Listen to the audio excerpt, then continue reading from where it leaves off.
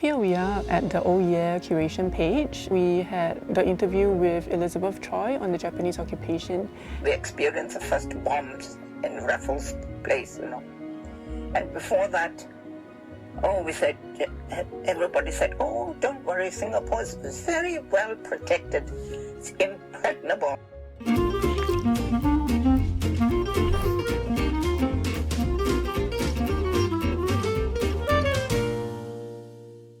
Hi, my name is Shabir and this is the Library Report, a series where we talk to interesting people, explore exciting spaces and unearth compelling stories.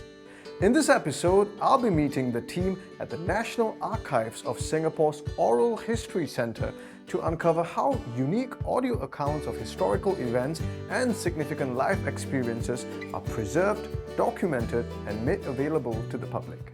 Shireen, thank you very much for joining us today. So I know that the National Archives of Singapore has an online portal that vividly presents the oral history collections. So could you tell me more about what you do and the oral history collections? Hi Shabir, my name is Shireen and I'm one of the oral history interviewers at the National Archives of Singapore. We document the history of Singapore through the use of oral history interviews, and we interviewed people from all walks of life, from leaders, innovators in their field, to participants and even eyewitnesses of historical events in Singapore.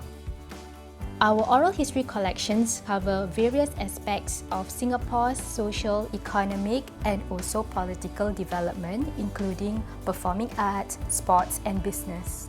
So I'm sure there are a lot of people with stories to share.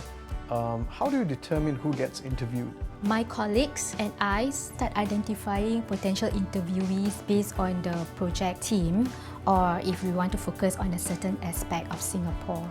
We look everywhere, from having an open call for interviewees, look at newspapers, and even get suggestions from our community for suitable interviewees. Right. Is that like a criteria you use to evaluate potential interviewees?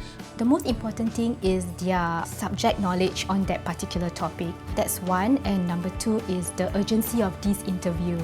If you have interviewees who are not in the best of health, but they are willing to share or contribute their stories, we will prioritize those interviews first. Right.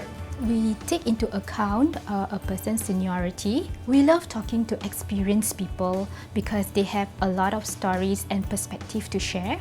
And through their narratives, we are able to trace the development or changes in a society. The strange thing about Kallang Airport is that its runway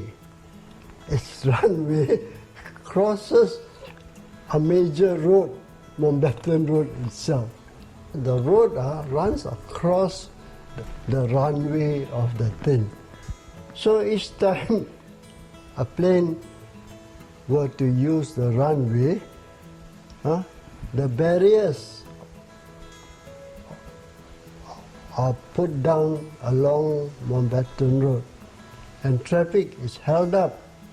You see?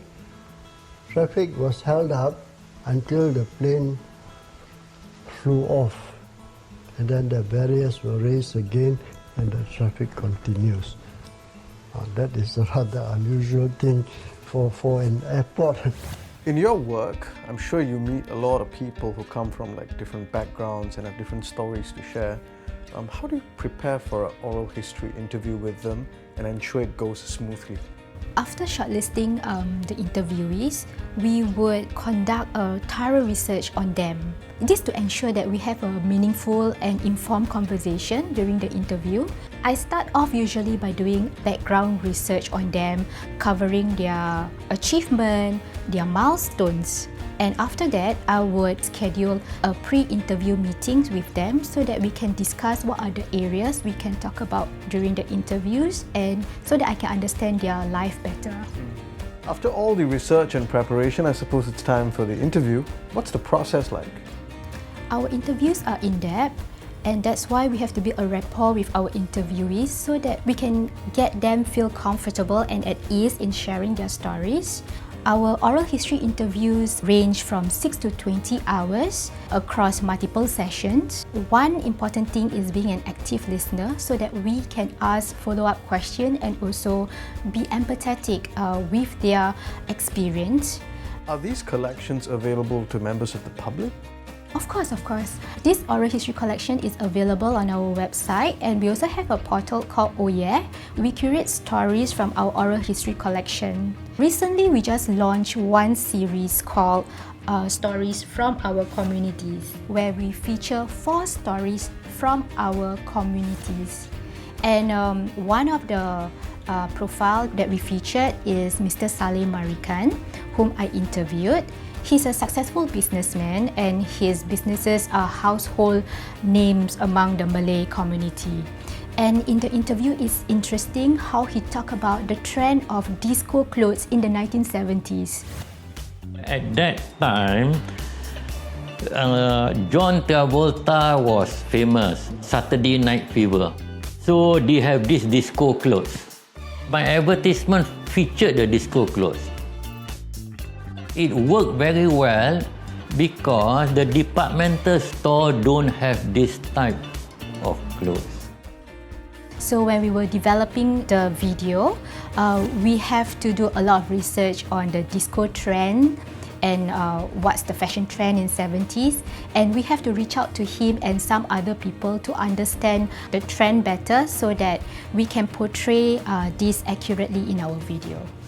What happens after these recording sessions? How are the topics chosen and the interviews curated?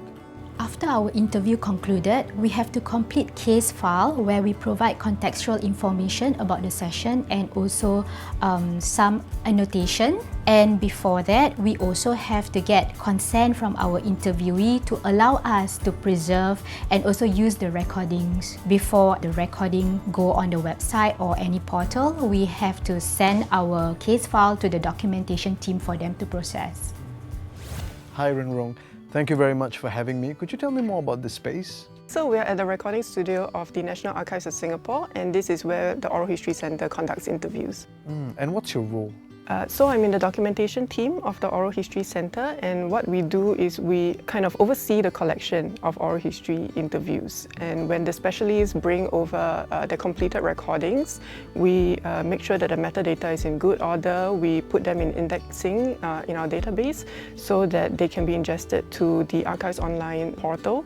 And that is where researchers can listen to the oral history interviews, use them potentially for their research projects. And then finally, we also curate some of them into our curation page, Oh Yeah. And this is where we combine the audio recordings with the visual elements, for example, videos from the audio-visual archives or photographs, and these are all from the NAS collection. And we package these into bite-sized videos for consumption. And hopefully from these curations, we will be able to tease people into accessing the full recordings on Archives Online. So one of these curations is Stories from Our Communities that Shireen shared with you earlier. And this one is a little bit special because we actually partnered with animators to animate these little extracts.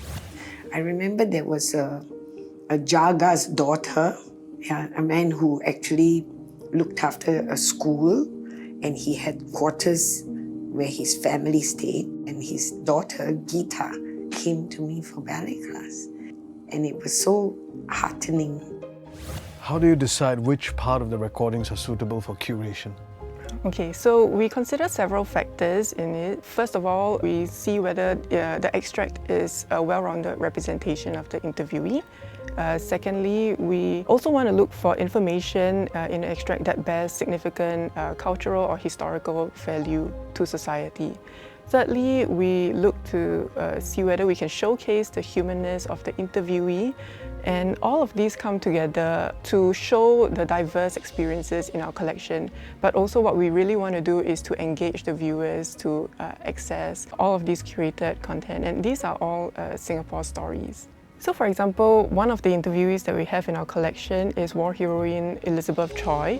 So in addition to talking about her experiences during the Japanese occupation of Singapore, she also talked about her experience in the Legislative Council in the 1950s. Okay, so here we are at the Oh Yeah curation page. We have a few curations here, stories from our community, Sense of Time. If we go to Sense of Time, we had the interview with Elizabeth Choi on the Japanese occupation. So it was really interesting to hear how it all started from someone who actually lived through it. When war broke out in Europe, 1939, we were not affected. We didn't know. And in 1941, I got married, August, and just 3 months, a little more than 3 months afterwards, we experienced the first bombs in Raffles Place, you know. And before that, everybody said, oh, don't worry, Singapore is very well protected. It's impregnable, you know this. Well, we didn't realize that, you know, enemies could come from the back door. That's from Malaysia, overland. The selection for the curations must be a difficult process. What are some of the challenges you face? One of them is probably the subjectiveness of our curation. You know, what I find interesting may be very different from what my colleague finds interesting. And in the oral history collection, we have so many different viewpoints around the same topic that sometimes it can be a little bit overwhelming, and you know, you don't know what to choose to accurately represent the topic. But that's a good problem to have, I guess. How does it make you feel to know that you played a role in putting a person's story on record for future generations? Well, I feel really privileged to be able to play a role in preserving these stories for future generations. The Oral History Centre was set up in 1979, so since then we have amassed quite a collection of oral history interviews with many different kinds of people, different occupations, different languages. And you know, nowadays we don't really get to encounter so many diverse experiences in our everyday lives. So if you come to the Archives online collection, you get to listen to all of them. And there you go. We have uncovered the journey of our oral histories, from recording to finding their place online. Oral histories are more than just reminiscences. They truly connect us to our past.